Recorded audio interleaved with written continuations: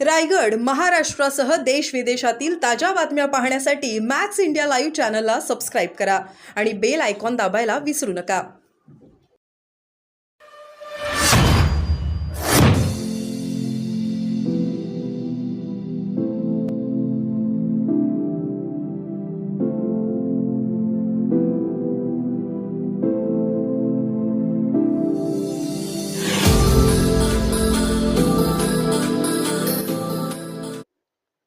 बीड आणि परभणीमध्ये माननीय शिवसेनेचे मुख्य नेते आणि आपले विद्यमान उपमुख्यमंत्री यांच्या आदेशानुसार मी आणि सामाजिक न्याय मंत्री संजय शिरसाट हे त्या दोन्ही बाधित कुटुंब आहेत त्यांना आम्ही भेटणार आहोत. शासनामार्फत भेटणार देखील आहोत आणि शिवसेनेमार्फत मदत देखील करणार आहोत. आणि जो काही प्रकार घडला आहे त्याच्यातनं कुठच्याही परिस्थितीमध्ये जो गुन्हेगार आहे त्याला कुठच्याही परिस्थितीमध्ये पकडलं जाईल हा विश्वास त्याच्या आम्ही कुटुंबाला देणार आहोत.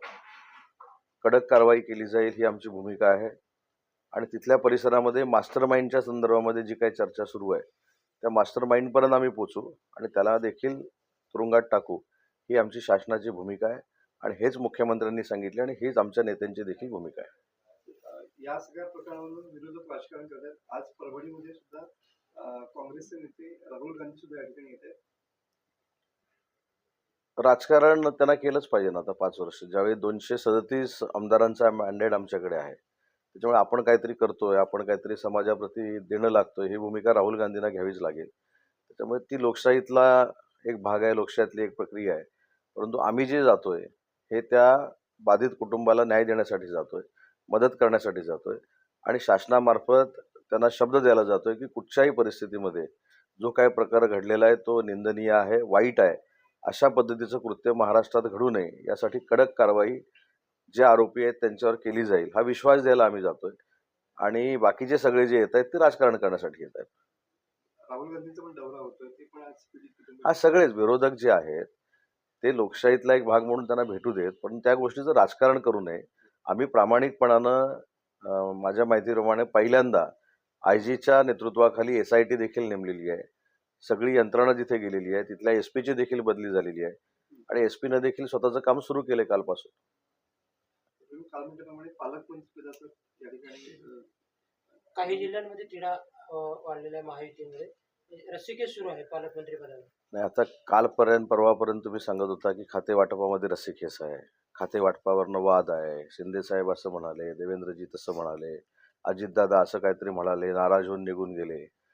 त्याच्यामुळे ह्या तुमच्या सगळ्या सूत्रांकडच्या माहिती असते. काही पालकमंत्री पदावरनं वाद नाही. 2-3 दिवसानंतर पालकमंत्रीपद जाहीर होतील.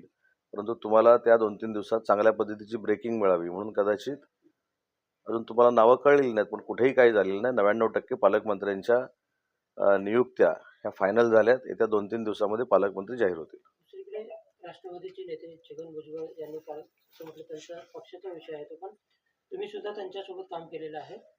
तरुणांना संधी द्यायची होती तर मला का उभं करण्यात आलं मग निवडणुकीला असं त्यांनी म्हटलं. छगन भुजबळ साहेबांनी काय बोलावं हा त्यांचा वैयक्तिक राजकारणातला प्रश्न आहे. त्यांना उमेदवारी दिली, त्यांना मंत्रिपद का दिलं नाही याचं उत्तर अजितदादा देऊ शकतात. शिवसेना म्हणून ज्या पद्धतीनं नाराजी आपल्या माध्यमातून काही लोकांनी प्रदर्शित केलेली होती त्यांची समजूत काढण्यामध्ये देखील शिवसेना पक्ष हा यशस्वी झाला. त्याच्यामुळे राष्ट्रवादी काँग्रेस पक्षाच्या नेत्यांना, OBCच्या नेत्यांना का मंत्रिपदं दिली नाही याच्यावर बोलण्याचा मला नैतिक अधिकार नाही. आणि भुजबळ साहेबांनी निवडणूक लढवावी, खासदारकी घ्यावी, राज्यसभेवर जायचं या सगळ्या पत्रकार परिषदेतनं गोष्टी आम्ही ऐकतोय. याच्यामध्ये राष्ट्रवादी काँग्रेस पार्टी एकत्र बसेल, भुजबळ साहेबांची समजूत काढेल आणि पुन्हा एकदा भुजबळ साहेब महायुतीचं नेतृत्व म्हणून काम करायला बाहेर पडतील. आगामी मुंबई महापालिकेच्या दृष्टीने सर्वच पक्षांनी तयारी सुरू केलेली आहे.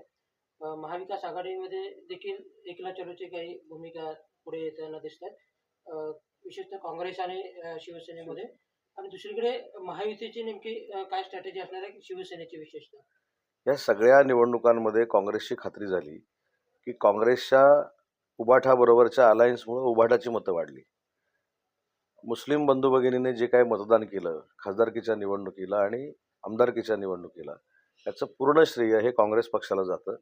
काँग्रेस पक्षाची वोट बँक ही काँग्रेस पक्षाकडे कितपत राहिली हे मला माहीत नाही, परंतु ती शिवसेना उबाठाकडे डायव्हर्ट झाली. म्हणून काही उमेदवार जे आहेत ते डिपॉझिट जे वाचवू शकले त्याचं कारण मुस्लिम बांधवांची आणि भगिनींची मतं आहेत आणि ती सगळी काँग्रेसची होती. आणि इकडे उभाटाला देखील आता वाटायला लागलेलं आहे की आमची काँग्रेस झाली. त्याच्यामुळे उभाटानं स्वतंत्र लढणं त्याच्यामध्ये काय नवीन आहे असं मला अजिबात वाटत नाही. हे होणारच होतं. परंतु प्रत्येकाची एक अपेक्षा असते की मला मुख्यमंत्री व्हायचं आहे, मला उपमुख्यमंत्री व्हायचं आहे. म्हणून महाविकास आघाडीच्या सगळ्याच नेत्यांनी कोट शिवलेले होते. मी एकदा माझ्या स्टेटमेंटमध्ये असं सांगितलं, नुसते कोट शिवलेले नव्हते, तो कोट घालूनच झोपले होते आदल्या रात्री.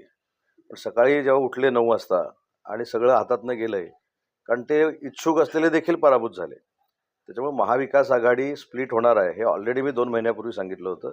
आणि वंदनीय बाळासाहेबांनी स्पष्ट असं सांगितलं होतं की ज्यावेळी शिवसेनेची काँग्रेस होईल तर मी शिवसेना बंद करेन. पण ते काही कोणी केलं नाही. आणि म्हणून काँग्रेसची उभाठा तर झालीच, पण काँग्रेसची मतं जेव्हा उभाठाकडे डायव्हर्ट झाली ते काँग्रेसला पण कळलं की उभाटापासून त्यांना धोका आहे. तर काल राज ठाकरे आणि उद्धव ठाकरे लग्न समारंभात एकत्र आलेले होते. कौटुंबिक हा होता. हे दोन नेते जे आहेत ते एकत्र येतील असं वाटतं का? राजकीय विश्लेषकांमध्ये ही चर्चा आहे. मला असं वाटतं अक्षता टाकताना अशी चर्चा होत नाही की तू माझ्यावर युती करतोस काय, मी तुझ्यावर युती करतो, तुला किती जागा मला किती जागा. आणि लग्नामध्ये त्यांनी चर्चा केली असेल तर ठीक आहे, मला माहीत नाही. पण अक्षता टाकताना साखरपुड्याच्या वेळी किंवा अशा गोष्टी ह्या युतीच्या होत नाहीत. पण ठीक आहे, तुम्हाला कदाचित कळलं असेल की त्यांची युती होते, लग्नात ठरलं, आपण बघू आता. नाही, पण बरेच दिवसांनी हे दोघं एकत्र त्यामुळे समीकरण आता 2 भाऊ एकत्र आले त्याच्यामध्ये प्रॉब्लेम काय? बरोबर आहे की नाही? राजसाहेब ठाकरे आणि उद्धवसाहेब ठाकरे एका लग्नाच्या निमित्तानं स्वतःच्या घरामध्ये स्वतःच्या मुलाला किंवा भाच्याला आशीर्वाद देण्यासाठी एकत्र जर आले तर त्याची एवढी चर्चा होते. तर ठीक आहे, त्यांनी एकत्र आले कुटुंब म्हणून आनंद आहे ना त्याच्यामध्ये. ते बाहेर झाले पाहिजे, ते असं आलं असलं मी करणारा कार्यकर्ता नाही. मी ज्यावेळी अजितदादांच्या बाबतीमध्ये देखील हे झालं त्यावेळी हेच सांगितलं, कुटुंब फुटल्यानंतर ज्यांना आनंद होतो ते राजकीय नेते आहेत असं मला वाटत नाही. हे दोघं लग्नाच्या निमित्तानं एकत्र आले, ठीक आहे, चांगलं आहे. मध्ये घटना घडली मारहाणीची परप्रांतीय मराठी माणसावर जो परवा हल्ला झाला त्याच्या बाबतीत राज्याच्या मुख्यमंत्र्यांनी कठोर कारवाई केली. शुक्ला नावाचा जो माणूस होता त्याला निलंबित पण केलं आहे, त्याच्याबरोबरची मुलं होती त्यांना जेलमध्ये टाकलेलं आहे. परंतु अशी दादागिरी मराठी माणसावर जर कोण करणार असेल तर त्याच्यावर कडक कारवाई केली जाईल, ही भूमिका विधान परिषदेचे नेते एकनाथ शिंदे साहेबांनी विधान परिषदेमध्ये देखील सांगितलं. ही प्रवृत्ती वाईट आहे.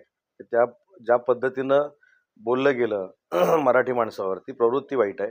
आपला महाराष्ट्र विविध जाती धर्मांनी विविध प्रांतातील लोकांनी नटलेलं नक्की आहे आणि ते आपण सामावून घेतो. प्रांतवाद आपल्याला करायचा नाही. पण बाकीच्या राज्यातनं आलेल्या लोकांनी देखील समजून घेतलं पाहिजे की मराठी माणसाला ज्यावेळी असं आपण बोलतो तेव्हा मराठी माणूस पेटून उठतो आणि मराठी माणूस पेटून उठल्यानंतर सरकार मराठी माणसाबरोबर राहतं. हे आम्ही करून दाखवलंय. सर, गेल्या वेळेच्या सरकारमध्ये तुमच्याकडे देखील उद्योग खातंच होतं, त्यावेळी देखील यावेळी देखील उद्योग खातं आहे. गेल्या वेळी सर्वात पहिल्या तुमच्या उद्योग खात्याचीच झाली, उद्योग बाहेर गेले त्या संदर्भातून, आणि आता पुन्हा एकदा उद्योग खातं झालेलं आहे. काय सांगा? नाही, उद्योग बाहेर गेला हा फार मोठा फेक नरेटिव्ह सेट करण्याचा भाग होता. परंतु मी काय ॲनालिसिस करत नाही, मी सर्वे करत नाही, RBI सर्वे करतं. RBIच्या 2.5 वर्षाच्या प्रत्येक सर्वेमध्ये महाराष्ट्र परकीय गुंतवणुकीमध्ये 1 नंबरला आहे.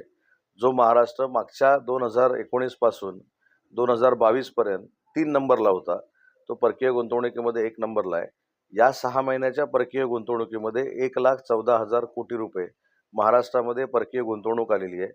त्याच्यामुळे बाकीची राज्य महाराष्ट्रापेक्षा कोसोमैल दूर आहेत.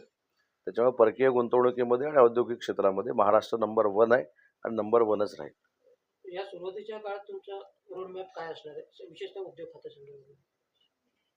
रोडमॅप ऑलरेडी केलेलाच आहे ना.